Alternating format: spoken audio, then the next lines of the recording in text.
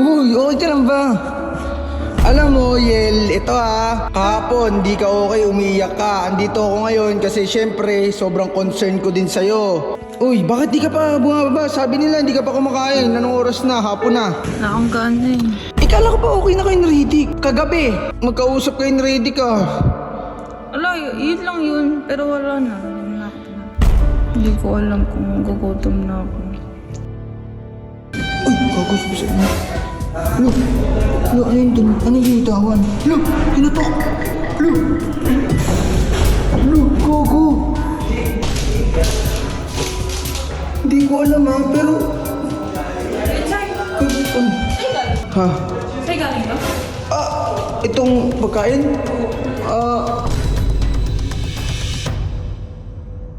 So guys, andito ako ngayon, pupuntahan ko si Yel, andito yung kwarto ni Yel kasi sa mga hindi nakakaalam si Yel, hindi ko alam kung bakit hindi pa rin siya kumakain, hindi pa rin siya bumaba. Hindi ko alam kung dahil kay Riddick, pero feeling ko okay na sila eh. Hindi ko lang alam kung bakit hanggang ngayon hindi pa kumakain kahit anong oras na, hapon na. So, kakamustahin natin kasi syempre alam niyo naman yung nangyari kahapon kay Yel tsaka kay Riddick. Uy Yel, sorry pumasok na ako kasi concern lang ako sa'yo. Kanina ka pa daw hindi ko... Ay, tulog! Uy, Yel. Okay ka lang ba? Uy, okay ka lang ba? Alam mo, Yel, ito kahapon di ka okay, umiyak ka. Andito ako ngayon kasi syempre sobrang concern ko din sa'yo. Yung nangyari sa inyo kahapon ni Riddick. Uy, bakit di ka pa bumababa? Sabi nila hindi ka pa kumakain. Anong oras na? Hapon na. Nakanggaan na eh. Ikala ko ba okay na kayo ni Riddick? Kagabi, magkausap kayo ni Riddick Ala, yun lang yun. Pero wala na. Yun na ako pinapansin. Pero ba't malungkot ka? So hindi na ulit kayo nagpapansinan? Dahil lang doon, kaya hindi ka kumakain, hindi ka bumababa, pinapabayaan mo yung sarili mo. Wala akong gana ko yun. Hindi ko kasi alam kung paano ko pa-explain yung sarili ko kay Riddick. Parang nahihirapan na din kasi. Oo, naiintindihan naman kita, Yel. Pero, syempre, kung gusto mong humingi ng sorry kay Riddick dahil nalaman niya, kung gusto mong mapatawad ka na niya, kailangan mo muna ayusin yung sarili mo. Tingnan mo, hindi ka kumakain. Wala akong gana ko yun siya eh. O sige, basta mamaya kumain ka Hindi ko alam kung gugutom na ako. O sige, basta pag nagutom ka, sabihan mo kung kailangan bumili sa labas. Sige, ibibilan kita. Sige ko siya. O sige, feeling ko kailangan mo rin mapag-isa kaya siguro hindi mo na kita, kukulitin ha? Sige, pahinga ka lang dyan. So guys, ayun, hindi ko alam kasi ayoko naman nakikita si Yel na gano'n. Tapos si Riddick, hindi pa sila okay. So ngayon, try ko kausapin si Boss Alamat. So guys, punta na si Boss Alamat kasi dito lang lagi naman yun. Ay pala si Boss Alamat eh. Uy, Boss Alamat! naman, papahinga yung tao dito eh. Nagpapahinga, ang init to. Hapon na hapon. Uy, Boss Alamat. Uy, Boss Alamat, may iingi sana ako ng tulong.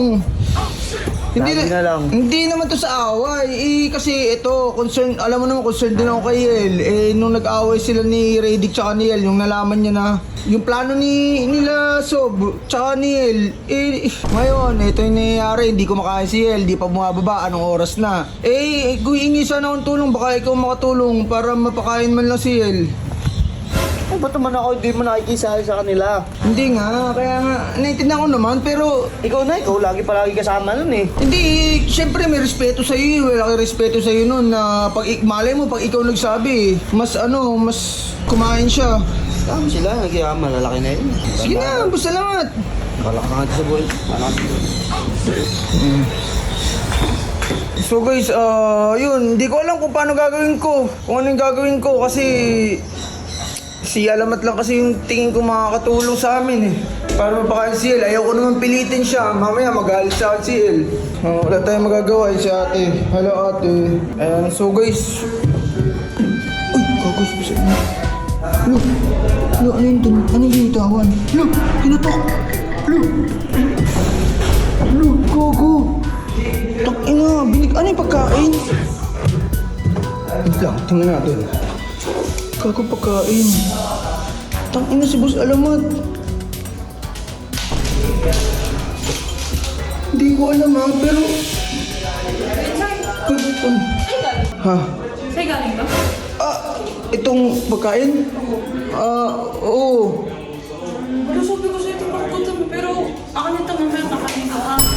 sige. Oo, sige.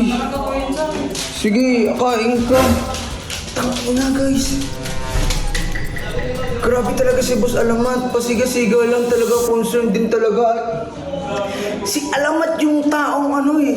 Sobrang concern niya pero ayaw niya ipakita sa iba na concern siya. Nakita niyo yung ginawa ni Boss Alamat? Nagbigay siya ng pagkain. Sinabi ko na lang sa akin.